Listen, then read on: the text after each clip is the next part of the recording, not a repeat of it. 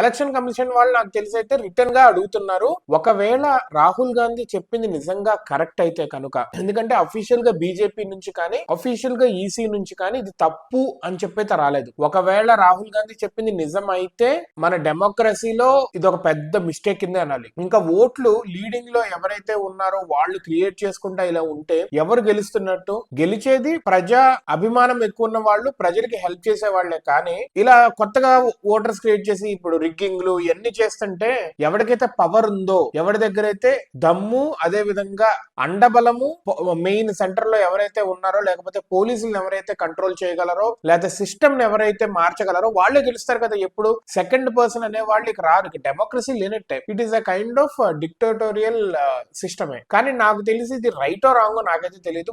మా రాహుల్ గాంధీ చెప్పిన తప్పు అని బీజేపీ నుంచి అఫీషియల్ గా రాలేదు, ఇంకా ఈసీ నుంచి కూడా అఫీషియల్ గా రాలేదు. కానీ ఈసీ వాళ్ళు రిటర్న్ ఫార్మాట్ లో ఇమ్మన్నారు. ఎందుకంటే రిటర్న్ ఫార్మాట్ లో ఇస్తే డిఫమేషన్ కేసు ఏమన్నా వేస్తారేమో తప్పు చెప్తున్నాడు అని చెప్పి. ఎందుకంటే ఈసీ దగ్గర, ఎలక్షన్ కమిషన్ దగ్గర కరెక్ట్ డీటెయిల్స్ ఉన్నా కానీ రాహుల్ గాంధీ దగ్గర నుంచి పూర్తిగా తెలుసుకొని అప్పుడు వేద్దామని ఉన్నారు. మరేంటో తెలియటం లేదు.